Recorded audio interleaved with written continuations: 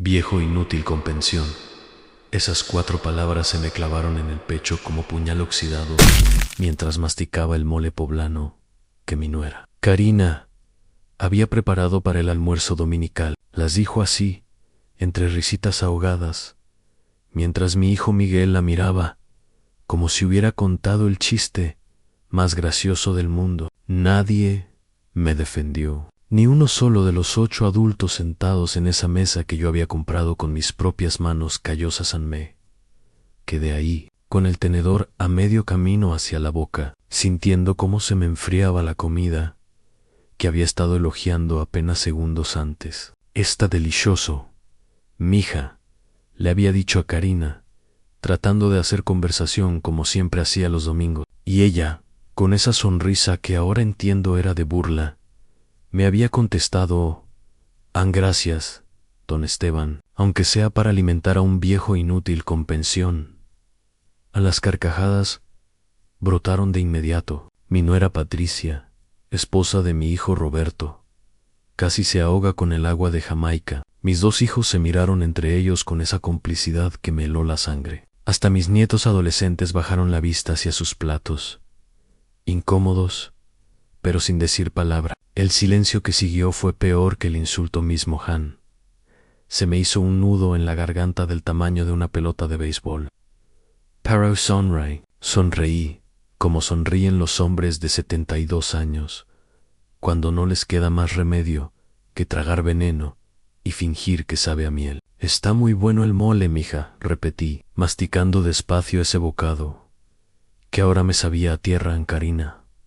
Se secó los ojos con la servilleta de tela que mi difunta Esperanza había bordado a mano 20 años atrás. Ay, perdón, don Esteban, pero es que es la verdad. Usted ya no trabaja, solo cobra su pensión y está aquí todo el día viendo televisión. No la da pena. Miguel, mi hijo de 45 años, el mismo que había llorado en mis brazos cuando se cayó de la bicicleta a los 7, asintió con la cabeza. Tiene razón, papá. Ya es hora de que entienda cuál es su lugar en esta casa. Mi lugar en la casa donde había vivido 30 años, donde había criado a mis hijos, donde había velado a mi esposa durante sus últimos días de cáncer. Me quedé callado, dándole vueltas a esas palabras como mecánico que busca la falla en un motor que suena raro. En Roberto, mi hijo menor, se aclaró la garganta. Papá, lo que Karina quiere decir es que, bueno, que ya es tiempo de que haga algunos cambios. A su esposa Patricia le apretó la mano por debajo de la mesa, como dándole ánimos para seguir. Nosotros tenemos gastos. Los muchachos van a entrar a la universidad. Los muchachos, mis nietos Fernando y Alejandra, de 17 y 15 años respectivamente, seguían con la vista clavada en sus teléfonos. Fernando, el que había sido mi sombra cuando era niño, el que me pedía que le contara historias de cuando trabajaba en la construcción, ni siquiera volteó a verme. ¿Qué tipo de cambios?, pregunté con voz tranquila, aunque por dentro sentía como si me hubieran conectado a una corriente eléctrica. Karina intercambió una mirada con Patricia. Era una de esas miradas que las mujeres se dan cuando ya tienen todo planeado, cuando solo falta que el pobre diablo se entere de lo que han decidido por él. Pues, hay residencias muy bonitas para personas de la tercera edad, dijo Patricia, jugando con su tenedor. Lugares donde puede estar con gente de su edad, hacer actividades en donde no estorbe, completó Karina. Y otra vez, las risitas nerviosas a Miguel.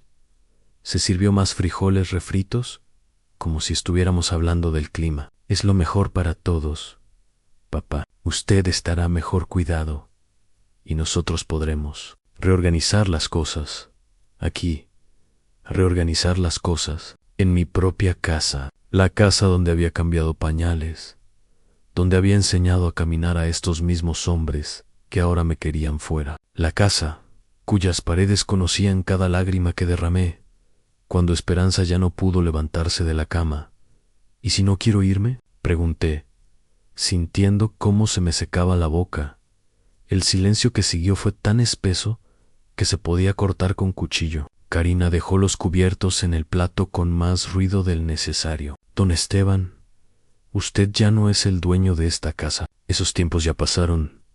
Ahí estaba, la verdad, desnuda, cruda, sin adornos. Yo ya no era el dueño de mi propia vida.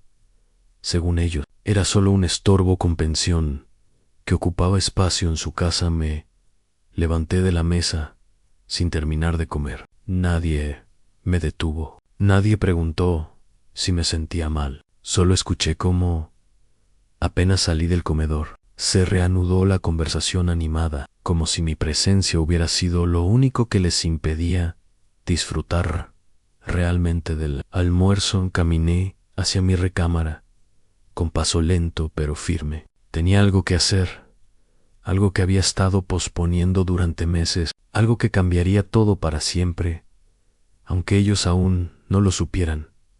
En todos mis años trabajando en construcción, aprendí que cuando una estructura está a punto de colapsar, hay que tomar medidas drásticas antes de que te aplaste, y mi familia acababa de mostrarme que era momento de proteger los cimientos.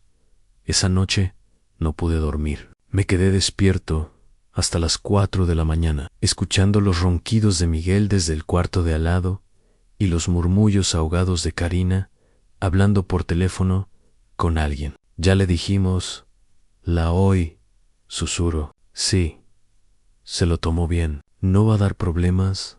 No iba a dar problemas. Me incorporé en la cama, sintiendo cómo se me aceleraba el corazón. ¿Con quién estaba hablando? ¿Y por qué sonaba como si ya tuvieran todo arreglado, sin consultarme? Al día siguiente, lunes por la mañana, decidí hacer algo que no había hecho en meses al salir temprano de la casa. Me levanté a las 6, me bañé. Me puse mi camisa azul de cuadros que Esperanza me había regalado en nuestro último aniversario. Y salí sin decirle nada a nadie. Necesitaba caminar. Necesitaba pensar. Necesitaba aire que no estuviera contaminado con miradas de lástima y palabras envenenadas. Fui hasta el Parque Agua Azul, donde solía llevar a Miguel y Roberto cuando eran niños. Me senté en la misma banca donde les había enseñado a leer el periódico, donde habíamos comido paletas de coco los domingos después de misa Anaí, viendo a otros abuelos empujar columpios y perseguir nietos risueños. Me di cuenta de algo que me revolvió el estómago. Yo era el único abuelo solo. Todos los demás tenían nietos que los buscaban, que corrían hacia ellos con los brazos abiertos. Mis nietos Fernando y Alejandra ya ni me volteaban a ver cuando llegaba a la casa. ¿Cuándo había empezado todo esto? ¿Cuándo había dejado de ser abuelo Esteban para convertirme en el viejo que estorba? Recordé la última vez que Fernando me había pedido algo. Fue hace 6 meses, cuando necesitaba dinero para una excursión de la escuela. Abuelo, ¿me prestas 500 pesos? Te juro que te los pago. Claro que se los di. Claro que nunca me los pagó. Y claro que desde entonces, cada vez que entraba a la sala donde él estaba jugando videojuegos, él encontraba una excusa para irse a su cuarto. Ana Alejandra era peor. La niña que antes me pedía que le trenzara el cabello cuando Esperanza ya no podía hacerlo. Ahora me hablaba con monosílabos. Hola. Adiós ancianón. Como si fuera un extraño que hubiera llegado de visita. Y ya sé, hubiera quedado demasiado tiempo. Regresé a la casa cerca del mediodía. Karina estaba en la cocina, hablando por teléfono otra vez. Cuando me vio entrar, cortó la llamada rápidamente. ¿Dónde andaba, don Esteban? Ya era hora de que llegara. ¿Por qué? ¿Pasó algo? Me miró con esa expresión que ponen las mujeres cuando creen que están hablando con un niño tonto. Nada importante. Solo que, bueno, vinieron unas personas a preguntar por usted. Se me encogió el pecho. ¿Qué personas? De una residencia. Muy amables, por cierto. Vinieron a explicarme los servicios que ofrecen, las actividades para personas de la tercera edad. Siguió hablando, pero sus palabras se volvieron ruido lejano. Habían venido sin avisarme. Habían venido a mi casa a hablar de mi futuro, sin consultarme, como si yo ya no tuviera voz ni voto en las decisiones que me concernían. ¿Y qué les dijiste?, pregunté, sintiendo cómo se me apretaba la mandíbula en que estábamos muy interesados. Que usted había tomado la decisión de mudarse y que solo era cuestión de papeles. Me miró directamente a los ojos, desafiante, porque sí ha tomado esa decisión, ¿verdad, don Esteban? Era una pregunta, pero sonó como una orden, o como una amenaza muy bien disfrazada. Tengo que pensarlo, murmuré. ¿Pensar qué? Ayer mismo dijo que entendía la situación. No me vaya a salir ahora con que se está arrepintiendo. Yo no había dicho nada de eso, solo me había quedado callado mientras ellos planeaban mi futuro, como si fuera un mueble viejo que hay que sacar antes de que lleguen las visitas importantes. Esa tarde, cuando Miguel llegó del trabajo, se fue directo a buscar a Karina. Los escuché susurrar en la cocina durante casi una hora. De vez en cuando escuchaba mi nombre mezclado con palabras como obstinado, terco y problema. Roberto llegó después, y los tres se encerraron en el comedor. Yo me quedé en la sala, fingiendo ver las noticias, pero con el oído puesto en su conversasi, comillas, n, o puede quedarse aquí, para siempre los gastos van a aumentar. Alejandra necesita su propio cuarto cuando entre a la preparatoria. A mi cuarto. Querían mi cuarto para mi nieta, la misma nieta que ya no me dirigía la palabra, que suspiraba cuando me veía llegar, que se iba de la sala cada vez que yo me sentaba a ver televisión. Cuando salieron del comedor, Miguel se me acercó con esa sonrisa falsa que había perfeccionado desde que se casó con Karina. Papá, ¿podemos hablar? Habla. Es sobre la residencia. Ya hicimos algunas averiguaciones y encontramos una muy buena, muy cerca de aquí. Puede visitarnos cuando quiera, cuando quiera, no cuando él quisiera verme, sino cuando yo quisiera molestarlos con mi presencia. Y si digo que no, la sonrisa se le congeló en la cara. Papá, usted ya no puede vivir solo. Why, aquí ya no hay espacio para todos. No hay espacio. En la casa de 4 recámaras que yo había comprado, en la casa donde había criado a mis hijos, donde había cuidado a mi esposa enferma, donde había planeado envejecer, rodeado de familia, ya no había espacio para mí en esa noche, acostado en mi cama, mirando el techo que había pintado yo mismo hacía 5 años. Tomé una decisión que cambiaría todo. Al día siguiente, iría a un lugar que no había visitado desde que compré esta casa, un lugar donde tenía guardados unos papeles que mis hijos habían olvidado que existían, en papeles que les iban a recordar quién era realmente el dueño de esta casa y quién tenía el verdadero poder de decisión. Aquí al día siguiente me levanté más temprano que de costumbre. Eran las 5:30 de la mañana cuando salí de la casa, aprovechando que todos dormían. Karina siempre se despertaba hasta las 8, y Miguel nunca antes de las 7. Tenía tiempo suficiente para hacer lo que necesitaba hacer. Caminé hasta la parada del autobús en la esquina de Lope, Cotilla, Confederalismo, el mismo recorrido que había hecho miles de veces cuando trabajaba en la construcción, cuando mis manos callosas construían casas para otras familias, mientras soñaba con tener la mía propia. Recordé el día que compré esta casa. Era 1978. Miguel tenía 5 años y Roberto apenas había cumplido 3. Esperanza estaba embarazada de la niña que perdimos a los 7 meses. Habíamos ahorrado peso por peso durante 8 años, guardando cada centavo en una lata de café, Nescafé, que escondíamos debajo del colchón. ¿Estás seguro, Esteban?, me había preguntado Esperanza cuando le mostré la casa por primera vez. Es mucho dinero, 45,000 pesos. Una fortuna en aquel entonces. Todo nuestro futuro invertido en 4 paredes, un pequeño patio trasero y la promesa de que nuestros hijos crecerían con un techo propio sobre sus cabezas Is para Elos. Mi amor, le había dicho, cargando a Miguel en mis brazos, mientras Roberto se aferraba a la falda de su madre, para que nunca tengan que andar de casa en casa como nosotros, ahora, 45 años después. Esos mismos hijos querían echarme de la casa que yo había comprado con mis manos, llenas de callos, y mi espalda, adolorida. El autobús me llevó al centro de Guadalajara. Me bajé en la plaza de armas y caminé las 3 cuadras hasta llegar a mi destino, el archivo público de la propiedad. Un edificio viejo, con olor a papel enmohecido y funcionarios que parecían haberse quedado atrapados en 1980. Buenos días, le dije al empleado detrás del mostrador. Necesito una copia certificada de las escrituras de mi propiedad.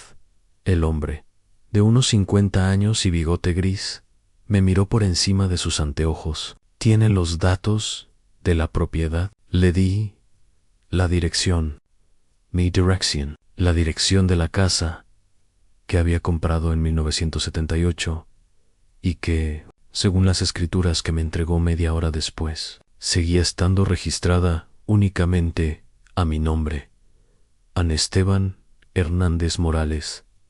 No había nombres adicionales, no había transferencias, no había nada que indicara que Miguel o Roberto o cualquiera de sus esposas tuviera algún derecho legal sobre esa propiedad. Guardé los papeles en el sobre Manila que había traído específicamente para esto, y salí del edificio sintiendo algo que no había sentido en meses en poder real, no el poder imaginario que mis hijos creían que yo había perdido junto con mi fuerza física de regreso en la casa. Encontré a Karina preparando el desayuno. Me miró con desconfianza cuando entré. ¿Dónde andaba tan temprano, don Esteban? Salí a caminar, mentí, sintiendo el peso reconfortante de él sobre bajo mi brazo. No me creyó, pero no insistió. Ya está el café. Miguel ya se fue al trabajo. Serví mi taza de café en la taza azul despostillada que había sido de Esperanza, la única que quedaba del juego que nos regalaron en la boda. Karina había accidentalmente roto todas las demás durante los últimos 2 años de don Esteban, dijo, sentándose frente a mí con su propia taza. Tenemos que hablar. ¿Hablan? Es sobre la residencia. Ya hicimos cita para visitarla mañana. Usted, Miguel y yo, solo para que vea que es un lugar muy bonito. Solo para que vea, como si fuera un niño al que hay que convencer de tomar medicina. Y si no me gusta, su sonrisa se tensó. La vía tiene jardines, actividades, gente de su edad, gente que nadie quiere en su casa. Cumpliré, no diga eso. Pero en sus ojos vi que era exactamente lo que pensaba. En esa tarde llegó Roberto con Patricia y los nietos. Se sentaron en la sala como siempre, pero esta vez presté atención a algo que antes había ignorado. Hablaban como si yo no estuviera ahí. Hacían planes para el fin de semana. Discutían sobre dónde ir de vacaciones. Mencionaban cambios que querían hacer en la casa, todo sin dirigirse a mí ni incluirme en la conversación. Era como si ya fuera un fantasma. Fernando, mi nieto de 17 años, estaba mostrándole algo en su teléfono a Alejandra. Los dos se reían a carcajadas. ¿Qué es tan gracioso?, pregunté, tratando de conectar con ellos como antes. Fernando ni siquiera levantó la vista. Nada, no lo entenderías. No lo entendería, como si por tener 72 años hubiera perdido la capacidad de reírme o de entender una broma. Inténtame. Insistí. Alejandra suspiró con exasperación. Es un meme de TikTok, abuelo. Es de jóvenes. De jóvenes. Yo ya no calificaba para nada que fuera divertido, interesante o relevante. Era solo el viejo que ocupaba espacio en su casa. Esa noche, después de que todos se fueron a dormir, saqué el sobre Manila de mi closet y estudié las escrituras una vez más. En cada palabra, cada sello, cada firma. Todo estaba ahí, negro sobre blanco, con sellos oficiales que no dejaban lugar a dudas. Esta casa, Iramaya, completamente mía. Y era hora de que mi familia recordara esa simple verdad. La visita, la residencia fue exactamente lo que esperaba. En una representación perfectamente orquestada para convencerme de que renunciara a mi dignidad, con una sonrisa en la cara en casa. Del atardecer dorado se llamaba el lugar. Un nombre que sonaba bonito pero que no podía ocultar lo que realmente era almacén de ancianos, que sus familias ya no querían ver. La directora, una mujer de unos 40 años con sonrisa de vendedora de seguros, nos recibió en la entrada. Don Estefan, qué gusto conocerlo. Soy la licenciada Martínez. Sus hijos me han hablado maravillas de usted. Don Miguel y Karina intercambiaron miradas satisfechas, como si ya hubieran cerrado el trato.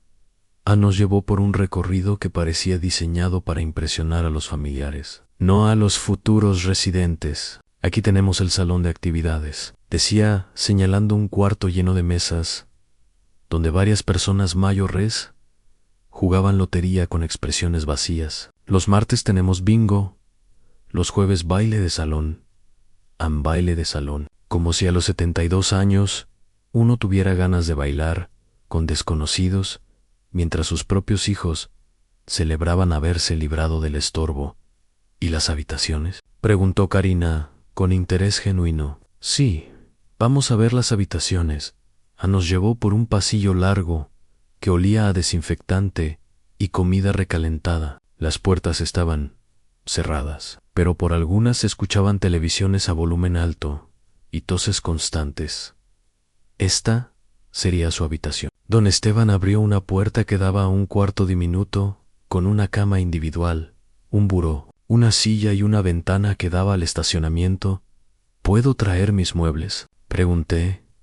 Bueno, solo algunas cosas personales, fotografías, ropa, tal vez una planta pequeña, pero muebles no. Tenemos todo lo necesario, todo lo necesario para sobrevivir, no para vivir. Mayra Miguel, esperando ver algún indicio de duda en sus ojos, alguna señal de que se daba cuenta de que estaban condenándome al exilio, pero él solo asintió con aprobación en se. Ve muy cómodo, papá, cómodo como una celda. ¿Puedo salir cuando quiera?, pregunté. La licenciada Martínez vaciló apenas un segundo. Por supuesto, don Esteban, solo necesita avisar en recepción. Por cuestiones de seguridad, avisar, como un prisionero que pide permiso para salir al patio. Y las visitas. Los familiares pueden venir cuando gusten. Horario de visitas, de 9 de la mañana a 8 de la noche. A horario de visita, en mi propia familia ahora tendría horario de visitas. De regreso en el carro, Karina no paró de hablar sobre lo perfecto que era el lugar. Vio que limpio estaba todo y la comida se ve muy rica. Además, va a tener compañía de gente de su edad. Miguel manejaba, asintiendo a todo lo que decía su esposa. Es lo mejor, papá. Va a estar mejor cuidado. Ahí en mejor cuidado. Como si fuera un objeto valioso que necesitara conservación especial. No un ser humano que había cuidado de ellos durante décadas. ¿Cuándo quieren que me mude?, pregunté. Por primera vez participando activamente en la conversación, se miraron sorprendidos, como si no esperaran que fuera tan razonable. Bueno, dijo Miguel, no hay prisa, pero tal vez en una semana. Alejandra va a necesitar su cuarto pronto para estudiar mejor. Alejandra, mi nieta de 15 años, que ya no me hablaba, iba a quedarse con el cuarto donde yo había dormido durante 45 años, donde había velado a Esperanza durante sus últimas noches, donde había llorado a solas después de su funeral. A esa tarde, cuando llegamos a la casa, encontré a Roberto y Patricia esperándonos en la sala. Era obvio que ya sabían de la visita y habían venido a escuchar el veredicto. ¿Qué tal estuvo, papá?, preguntó Roberto, con fingida casualidad. Bien, mentí. Ve, se lo dijimos, dijo Patricia, con satisfacción. Es un lugar muy bonito. Mi tía estuvo ahí 2 años antes de morir y siempre decía que era como un hotel del que nunca sales y al que tu familia va a visitarte cuando se acuerda de que existes. A los nietos llegaron de la escuela y se fueron directamente a sus cuartos sin saludarme. Nada nuevo ahí, pero esta vez presté atención a algo. Fernando entró al que había sido el cuarto de costura de Esperanza, donde ahora tenía su PlayStation y sus cosas. Alejandra entró al cuarto de visitas, que habían convertido en su estudio. Ya habían repartido mi casa. Ya habían decidido quién se quedaba con qué parte de mi vida. Solo faltaba que yo firmara mi renuncia a la dignidad y me fuera callado, agradecido de que me hubieran permitido quedarme tanto tiempo en esa noche. Durante la cena, Karina puso sobre la mesa unos folletos de la residencia en Don Esteban. Mire qué bonitas actividades tienen. Aquí dice que hacen excursiones a Chapala, los viernes en Chapala, donde Esperanza y yo habíamos ido en nuestra luna de miel, donde habíamos llevado a los niños cuando eran pequeños. Ahora me ofrecían ir ahí con un grupo de desconocidos, como premio de consolación por haber perdido mi familia. Y mire, siguió Patricia, tienen servicio médico las 24 horas. Si la pasa algo, ahí mismo lo atienden en sí. Me pasaba algo aquí, en mi propia casa, también me podrían atender, pero esa posibilidad ni siquiera la consideraban. Para ellos, yo ya estaba medio muerto, solo faltaba hacerlo. Oficial, a Miguel se aclaró la garganta. Papá, ya hablé con la licenciada Martínez. Dice que si nos decidimos esta semana, nos puede hacer un descuento en el primer mes. Un descuento como si fuera una mercancía con fecha de caducidad próxima. ¿Cuánto cuesta? Pregunté. En 12,000 pesos mensuales, dijo Karina. Pero no se preocupe, entre Miguel y Roberto lo vamos a cubrir. Lo iban a cubrir con mi propia pensión, seguramente, con el dinero que yo había ganado trabajando 40 años bajo el sol, levantando casas para otras familias mientras construía la mía propia. Está decidido. Entonces, Tilla y todos sonrieron aliviados, pero lo que no sabían es que yo también había tomado una decisión que iba a cambiar las reglas del juego para siempre. El viernes por la mañana, mientras todos estaban fuera, saqué las escrituras de mi escondite y las puse sobre la mesa del comedor, la misma mesa donde habíamos cenado como familia durante 40 años, donde había ayudado a mis hijos con las tareas, donde Esperanza había extendido la masa para hacer tortillas cada domingo después de misa. Ahí estaba, negro sobre blanco, An Esteban Hernández Morales, como único propietario de esta casa ubicada en la calle Hidalgo, número 847, Colonia Moderna, Guadalajara, Jalisco. Ni Miguel ni Roberto aparecían en ninguna parte del documento. La casa era mía, completamente mía. Desde 1978, tomé el teléfono y marqué el número de mi compadre Aurelio, el único abogado que conocía y en quien confiaba. Habíamos trabajado juntos en varias obras antes de que él decidiera estudiar leyes a los 40 años. Esteban, qué milagro que me hables. ¿Cómo estás, compadre? Necesito verte, Aurelio. ¿Es urgente?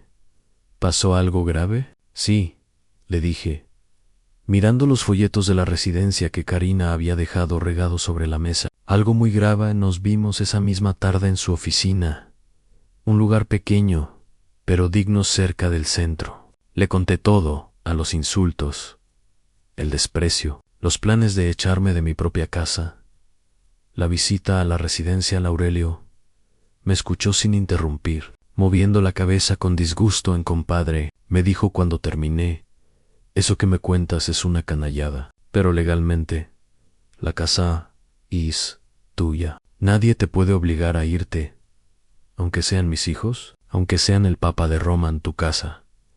Tu decisión. Le mostré las escrituras. Las revisó cuidadosamente, verificando sellos y firmas. Todo está en orden, Esteban. Esta propiedad es tuya al 100%. Se recargó en su silla y me miró serio. ¿Qué quieres hacer? Por primera vez en meses. Sonreí. De verdad quiero recordarles quién es el verdadero dueño de esa casa. Aurelio sonrió también. Eso se puede arreglar. Regresé a la casa cerca de las 6 de la tarde. Miguel acababa de llegar del trabajo y estaba en la cocina con Karina, hablando en voz baja. Se callaron cuando me vieron entrar. ¿Dónde anduvo papá?, preguntó Miguel. Karina dice que salió desde muy temprano, arreglando unos asuntos. Respondí, sintiendo el peso reconfortante de los papeles en el bolsillo de mi camisa. ¿Qué asuntos?, insistió Karina con esa curiosidad molesta que siempre tenía por todo lo que no podía controlar asuntos míos. Se miraron entre ellos con esa expresión que ya conocían el viejo. Está siendo difícil. Otra vez, papá, dijo Miguel, en ese tono condescendiente que había perfeccionado. Esperamos que no esté pensando en complicar las cosas. ¿Ya todo está arreglado para la mudanza? ¿La mudanza? Sí. Ya apartamos su lugar en la residencia. El lunes vienen por usted. El lunes habían decidido mi fecha de exilio, sin consultarme, como si fuera un paquete que había que entregar en una fecha específica. ¿Y qué pasa si digo que no? Karina se cruzó de brazos. Don Esteban, no nos haga esto más difícil de lo que ya es. Sabemos que es duro, pero es lo mejor para todos menos para mí. Claro, nada más, agregó Miguel. Ya hablamos con Alejandra. Está emocionada con mudarse a su nuevo cuarto, a mi cuarto. El cuarto donde había dormido con Esperanza durante 25 años de matrimonio, donde la había cuidado durante el cáncer, donde había llorado solo después de su funeral. Ahora iba a ser el nuevo cuarto de mi nieta, que ya ni me saludaba. ¿Y mis cosas? Las podemos guardar en el garaje, dijo Karina con generosidad falsa. Las importantes. Lo dimos. Bueno, aprovechamos para hacer limpieza general de mi vida, de mis recuerdos, de todo lo que había acumulado en 72 años de existencia en esa noche. Durante la cena, Roberto llegó con Patricia y los nietos. Se sentaron todos alrededor de la mesa, como si fuera una celebración. ¿Ya le dijeron?, preguntó Roberto con entusiasmo. Sí, respondió Miguel. El lunes se mudan. Qué bueno, papá. Va a ver que va a estar muy a gusto ahí. Patricia sacó su teléfono. Ya hasta tomé fotos del cuarto de Fernando para que Alejandra vea cómo lo puede decorar mi cuarto. Ya estaban decorando mi cuarto antes de que yo me hubiera ido, Fernando. Mi nieto de 17 años me miró por primera vez en semanas. Abuelo, ¿me puedes regalar tu televisión? La mía ya está muy vieja. Mi television, la que había comprado con mi primera pensión para ver las noticias y los partidos del Guadalajara, ya la tenían repartida también. Claro, dije con voz tranquila, te la regalo. Todos me miraron sorprendidos por mi actitud cooperativa. ¿En serio?, preguntó Fernando con los ojos brillantes en serio. Pero primero, tengo que hacer una cosa. ¿Qué cosa?, preguntó Miguel con desconfianza. Saqué las escrituras del bolsillo y las puse sobre la mesa, junto a los platos de mole que ya se habían enfriado. El leer esto en voz alta, el silencio que siguió fue tan tenso que se podía masticar. Todos miraban los papeles como si fueran una bomba a punto de explotar y en cierta forma lo eran. En escritura pública, número 2847, comencé a leer con voz clara y pausada, otorgada ante el notario público número 15 de Guadalajara, Jalisco, el día 23 de marzo de 1978. Las caras alrededor de la mesa habían cambiado completamente. La sonrisa de celebración de Roberto se había congelado. Patricia había dejado el tenedor a medio camino hacia su boca. Karina miraba los papeles como si fueran una serpiente venenosa en compraventa celebrada entre el señor Rodolfo Vázquez Hernández como vendedor y el señor Esteban Hernández Morales como comprador único en papá. Interrumpió Miguel con voz tensa. ¿Qué está haciendo? Recordándoles algo que parece que olvidaron. Continué leyendo. Predio ubicado en calle Hidalgo, número 847, Colonia Moderna, con superficie de 120 metros cuadrados. Ya sabemos que usted compró la casa, dijo Karina con impaciencia nerviosa. ¿A dónde quiere llegar? Dejé los papeles sobre la mesa y los miré uno por uno. Fernando y Alejandra se habían puesto tensos, como si presintieran que algo importante estaba pasando. Quiero llegar a que esta casa es mía, solo mía. Mi nombre está en las escrituras. Yo pago el predial. Yo tengo todos los derechos sobre esta propiedad. Miguel, se aclaró la garganta. Papá, nadie está diciendo lo contrario, ¿no? Lo miré directamente a los ojos. Entonces, explícame por qué están decidiendo quién se va a quedar con qué cuarto de mi casa sin preguntarme. El silencio se volvió incómodo. Roberto intentó suavizar las cosas a papá. Solo estábamos tratando de organizar el espacio mejor. Usted va a estar en la residencia. Entonces, ¿y si no me voy? La pregunta cayó como piedra en agua quieta. Todos se miraron entre sí, como si no hubieran considerado esa posibilidad a papá. Dijo Miguel con esa paciencia forzada que usan los adultos con niños berrinchudos. Ya hablamos de esto. Ya está todo arreglado. Ustedes arreglaron todo. Yo no arreglé nada. Karina se enderezó en su silla. Don Esteban, no sea necio. ¿Qué va a hacer? ¿Vivir solo en esta casa tan grande? ¿Qué pasa si le da algo? Sí.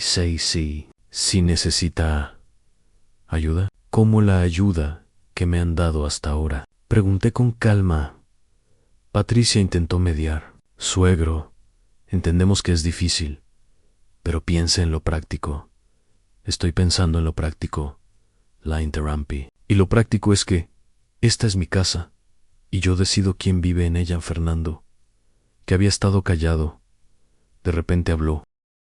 Abuelo, ¿eso significa que no me puedo cambiar al cuarto grande? Significa que este es mi cuarto desde hace 45 años, mijo, y no lo voy a dejar hasta que me muera. Ana Alejandra suspiró con dramatismo adolescente. Entonces me tengo que quedar en el cuarto pequeño para siempre. No, para siempre, le dije con voz suave, pero firme, hasta que tengas edad de irte a vivir sola, como es natural.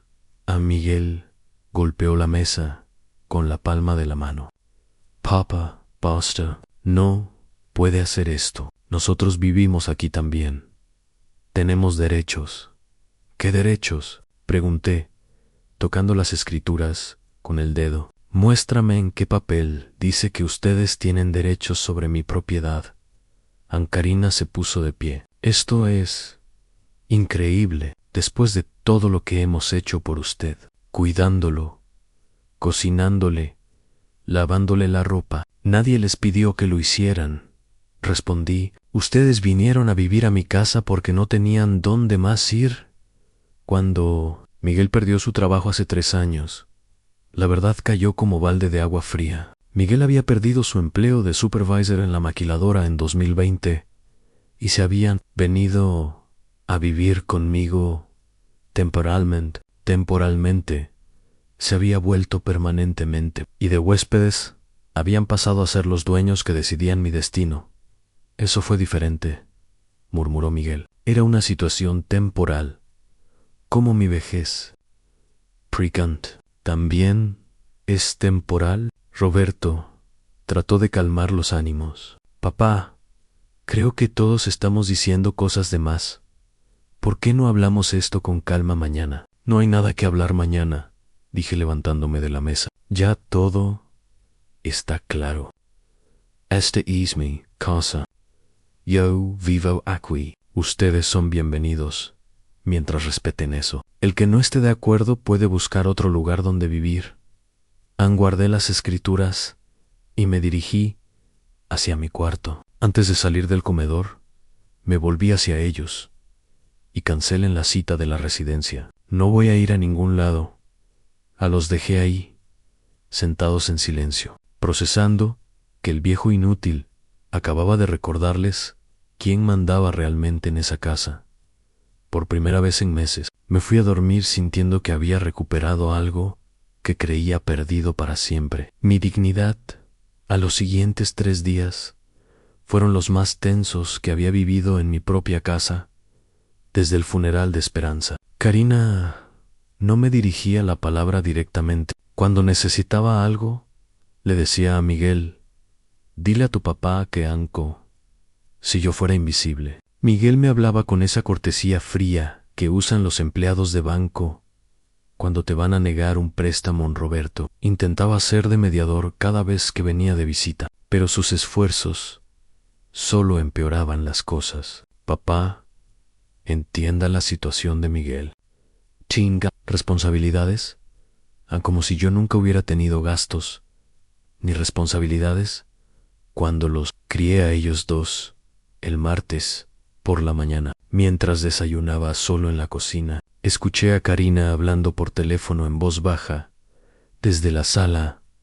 No, mamá, no se quiere ir. Sí, ya le enseñamos el lugar. No, dice que es su casa y que no se va a mover. ¿Tú qué opinas? ¿Se puede obligar a alguien así? ¿Se puede obligar a alguien así, como si fuera un animal testarudo que hay que domesticar en esa tarde? Cuando Miguel llegó del trabajo, se sentó conmigo en la sala, con cara de funeral al papá. Tenemos que hablar en serio. Hablan, esto no puede seguir así. Karina está muy estresada. Los muchachos sienten la tensión. No es bueno, para nadie. Para mí está siendo muy bueno. Le dije, por primera vez en meses, me siento en mi propia casa. Suspiró como si estuviera lidiando con un niño imposible. Papá, sea razonable. Usted ya no puede vivir solo. ¿Quién dice que voy a vivir solo? Me miró confundido. ¿Cómo? ¿Qué? ¿Quién dice? Si nosotros nos vamos, nadie dijo que se tenían que ir, pero si usted se queda, y nosotros también, ¿cómo va a funcionar? No hay espacio para todos cómodos. Ahí estaba, otra vez, el problema del espacio. En una casa de 4 recámaras, con sala, comedor, cocina, 2 baños y patio trasero, no había espacio para 6 personas. Según ellos, a Miguel le dije, cuando ustedes llegaron aquí hace 3 años, yo les dije que no había espacio. No, pero ¿les pedí que pagaran renta? No, les cobré por la luz, el agua, el gas, la comida. No, papá, pero ese no es el punto. Ese es el punto. Ustedes llegaron a mi casa cuando la necesitaban. Ahora que yo necesito respeto en mi casa, resulta que soy el problema. Se quedó callado, procesando lo que le había dicho. ¿Sabe qué es lo que realmente los molesta? Continue. No es que no haya espacio, es que ya no me ven como el papá que los protege, sino como el estorbo que les impide hacer lo que quieren. Eso no es cierto. Tan claro que es cierto. Cuando ustedes necesitaban esta casa, yo era el papá bueno, que nos ayuda. Ahora que necesito que me respeten en mi propia casa, soy el viejo necio que no entiende. A Miguel se frotó la cara con las manos. ¿Qué quiere que hagamos, papá? Quiero que me traten como lo que soy, el dueño de esta casa y su padre, no como una mascota vieja que hay que mantener contenta hasta que se pueda llevar al veterinario. Se levantó del sillón y caminó hacia la ventana. Y si no podemos hacer eso, entonces van a tener que buscar otro lugar donde vivir. Se volteó hacia mí, con los ojos muy abiertos. Nos está corriendo. Les estoy dando a elegir, respeto o mudanza. No hay tercera opción en esa noche. Durante la cena, Miguel y Karina intercambiaron miradas cargadas de significado. Los nietos comieron en silencio, como si supieran que algo importante se estaba decidiendo, pero no entendieran que en don Esteban, dijo Karina finalmente. Miguel me contó su conversación también. ¿En serio? ¿Nos correría de la casa? ¿En serio los invitaría a buscar un lugar donde sean felices? Corregí, porque aquí, con tanto resentimiento, nadie es feliz. Fernando levantó la vista de su plato. ¿Nos vamos a tener que ir, abuelo? La pregunta me dolió como puñalada. Era la primera vez en meses que Fernando me hablaba directamente, y era para preguntarme si los iba a echar. Depende de ustedes, mijo. Esta casa siempre va a ser su hogar, pero tiene que ser hogar para todos, empezando por mí. Alejandra murmuró algo entre dientes. ¿Qué dijiste? Le preguntan nada. Respondió sin levantar la vista a Alejandra. Insistí, levantó la cara con esos ojos desafiantes de adolescente. Dije que no entiendo por qué tenemos que irnos nosotros. Nosotros no somos los viejos. El silencio que siguió fue brutal. Karina se puso roja de vergüenza. Alejandra, discúlpate con tu abuelo ahora mismo, porque solo dije la verdad. A Miguel golpeó la mesa. Alejandra, pero... Yo levanté la mano. Déjala. Tiene razón. Ella no es la vieja. Yo sí, pero ¿saben qué, mija? Esta vieja casa también es vieja. Y sin embargo, todos quieren vivir en ella. Me levanté de la mesa y los miré a todos. Mañana quiero una respuesta que van a elegir en respeto mutuo o mudanza. No puedo obligarlos a respetarme, pero sí puedo decidir a quién le abro la puerta de mi casa cada día en esa noche. Acostado en mi cama, escuché murmullos y discusiones hasta muy tarde. No pude distinguir las palabras, pero el tono era claro.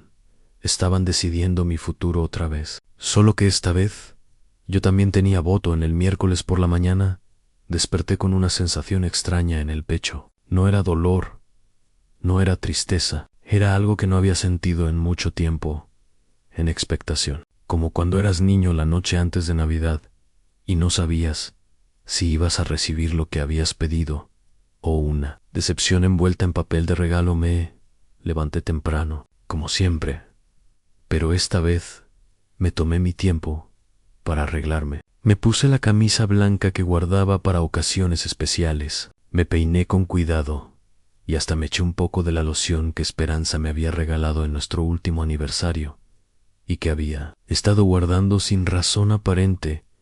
En cuando bajé a la cocina, Miguel ya estaba ahí, sentado frente a una taza de café que se había enfriado sin probarla. Tenía ojeras y cara de no haber dormido bien. Buenos días, papá.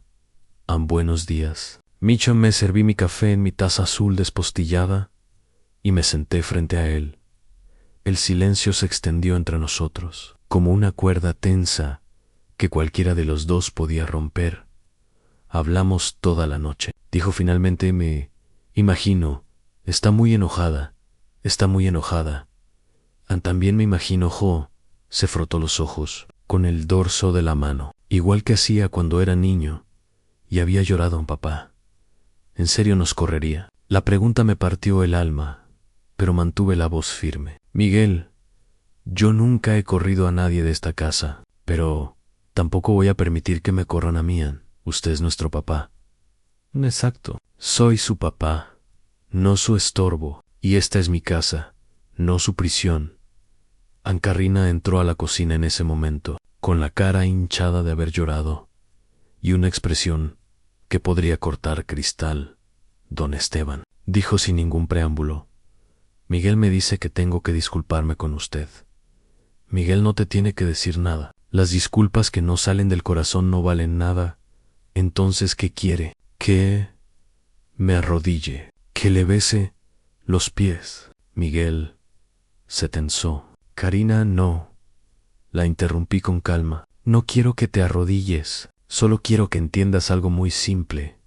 Yo soy una persona, no un mueble. Tengo sentimientos, no solo necesidades básicas que hay que cubrir, pero sí lo tratamos bien. Le cocinamos, le lavamos la ropa, estamos pendientes de usted. Me tratan como a una mascota bien cuidada. Le dan de comer al perro, lo bañan, hasta le compran juguetes, pero cuando llegan las visitas lo encierran en el patio, para que no moleste a la analogía. Le pegó fuerte. Se quedó callada, procesando nada más. Agregué, hay algo que creo que han olvidado.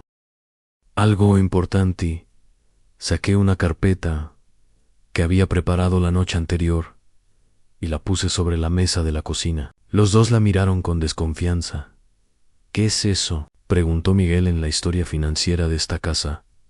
Abrí la carpeta y saqué una hoja. Estados de cuenta del banco. ¿Saben cuánto pago mensualmente de esta casa? Se miraron entre ellos. Era obvio que nunca se lo habían preguntado. Predial, 850 pesos mensuales. Luz promedio, a 1,200 pesos. Agua, 400 pesos. Gas, a 600 pesos. Total, a 3,050 pesos mensuales. Solo de servicios básicos, saqué otra hoja. Supermercado promedio mensual, para 6 personas, a 8,500 pesos. Gastos varios de la casa en 2,000 pesos. Total de gastos que yo cubro en 13,550 pesos mensuales. Karina había palidecido. ¿Saben cuánto es mi pensión? 11,800 pesos mensuales. ¿Saben de dónde saco los otros 1,750 pesos cada mes? De mis ahorros. Los ahorros que junté trabajando 40 años para tener una vejez digna. Miguel se quedó con la boca abierta. Papá, yo no sabía. Claro que no sabían, porque nunca preguntaron. Solo asumieron que yo era una carga, que ustedes me estaban manteniendo por caridad. Saqué la última hoja de la carpeta. Y esto es lo más interesante. ¿Saben cuánto pagarían por rentar una casa como esta en esta colonia? Silencio total. Average aya. Una casa de 4 recámaras en esta zona cuesta mínimo 15,000 pesos mensuales de renta, más servicios. Serían unos 18,000 pesos. La matemática era devastadora. Ellos no me estaban manteniendo a mí, yo los estaba manteniendo a ellos. Y además de mantenerlos, tenía que aguantar que me trataran como estorbo en mi propia casa.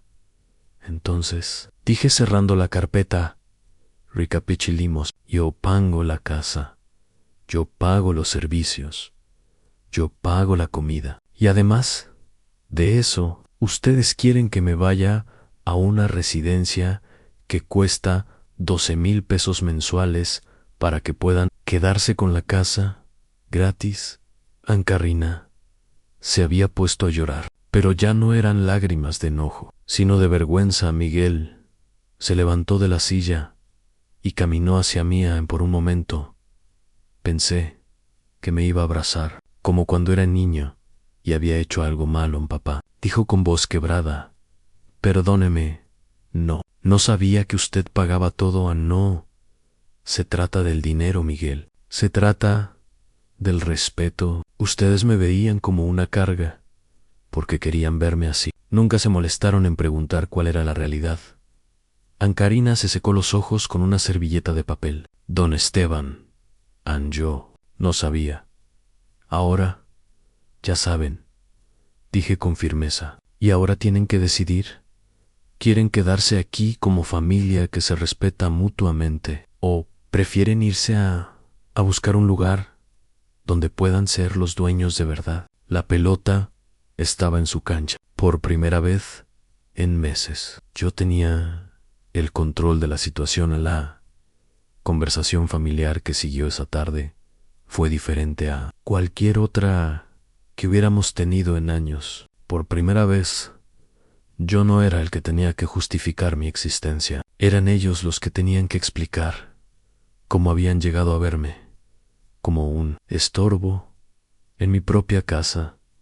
Roberto y Patricia llegaron como siempre a las 6 de la tarde, pero se encontraron con un ambiente completamente distinto. Miguel y Karina estaban serios, callados. Los nietos, que generalmente se iban directo a sus cuartos, se quedaron en la sala, como si supieran que algo importante estaba pasando? ¿Qué pasa aquí?, preguntó Roberto, notando la tensión. Parés velorio, Miguel.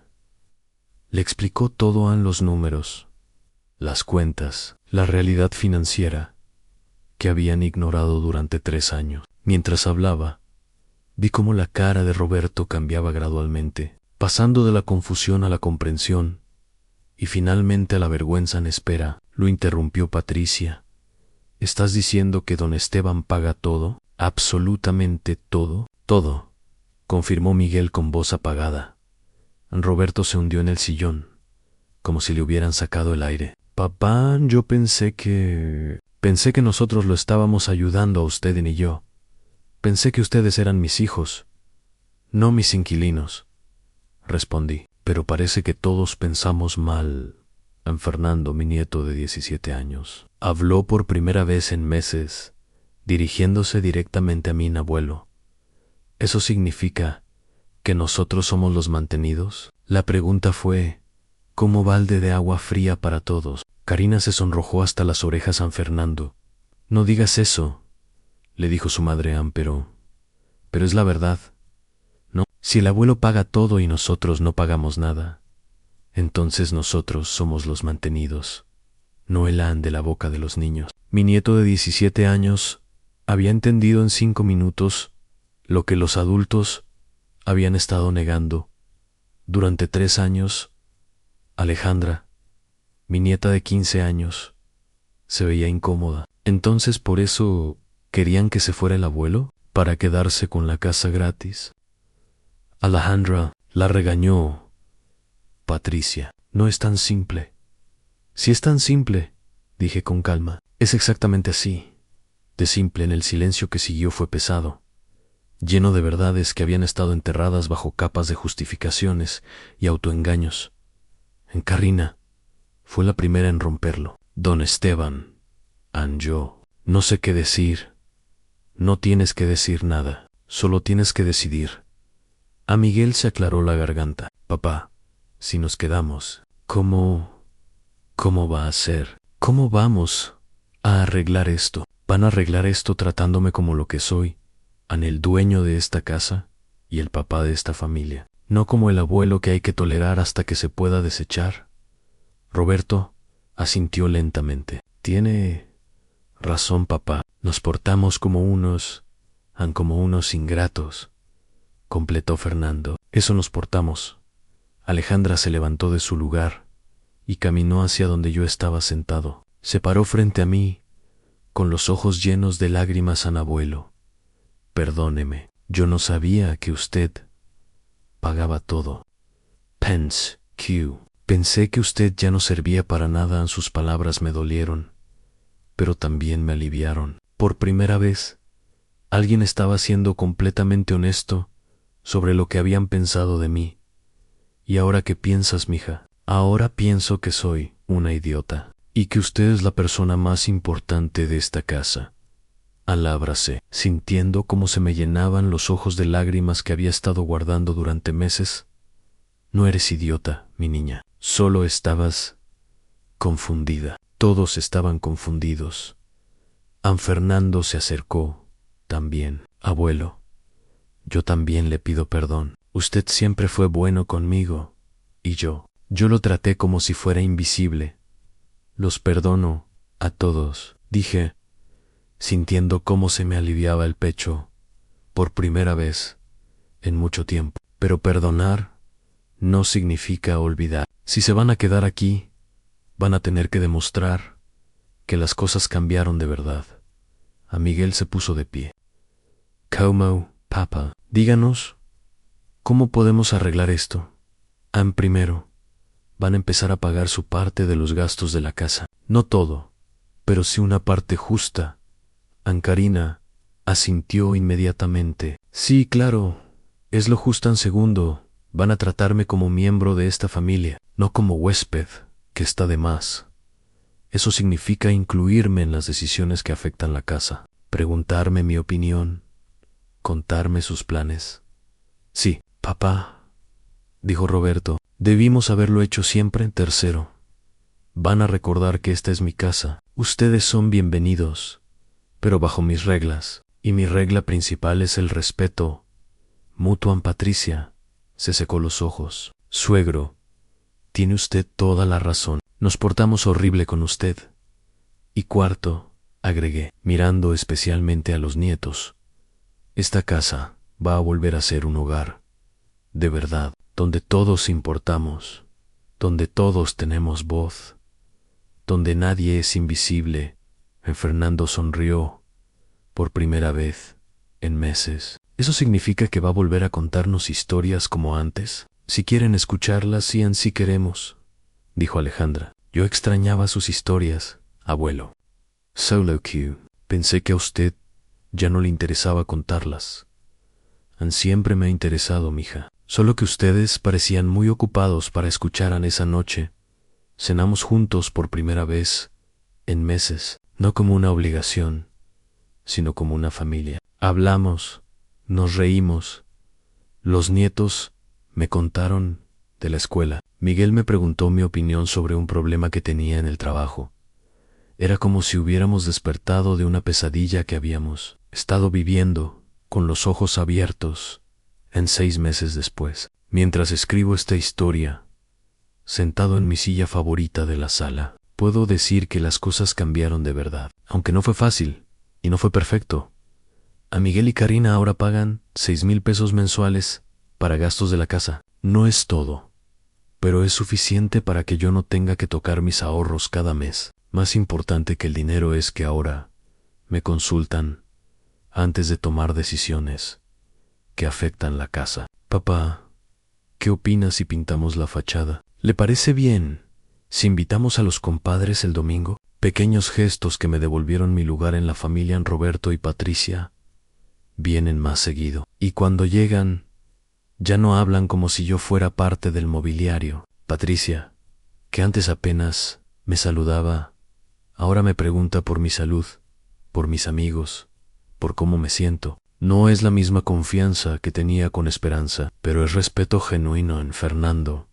Mi nieto de 17 años se convirtió en mi compañía más constante. Los sábados por la mañana desayunamos juntos y me cuenta de sus planes para entrar a la universidad, de las muchachas que le gustan, de sus sueños de ser ingeniero, como su papá quería ser antes de que la vida lo llevara por otros caminos. Me pidió que le enseñara a arreglar cosas de la casa, como hacía mi papá cuando era niño.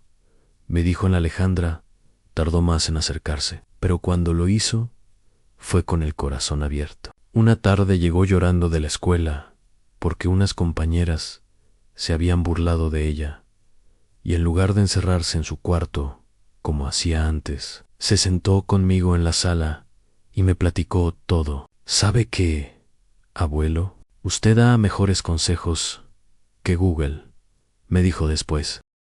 Ahora, cada vez que tiene problemas con amigas o con noviecitos, viene a platicarme. Se convirtió en mi nieta consentida otra vez, como cuando era pequeña. Karina sigue siendo Karina, pero ya no me ve como estorbo. Me trata con la cortesía que se le debe al dueño de la casa donde vive. No somos íntimos, no tenemos la relación cálida que yo tenía con Esperanza, pero hay respeto mutuo. Cocina, pensando en lo que me gusta, me incluye en las conversaciones familiares, y cuando llegan visitas, me presenta con orgullo. Él es don Esteban, el papá de Miguel, el dueño de la casa. Ya no soy el viejo que hay que disculpar, pero no todo ha sido perfecto. Hay días en que siento el peso de mi edad más que antes. Hay noches en que extraño a Esperanza tanto que me duele físicamente. Hay momentos en que me pregunto si vale la pena haber peleado por quedarme en una casa que algún día tendré que dejar de cualquier manera.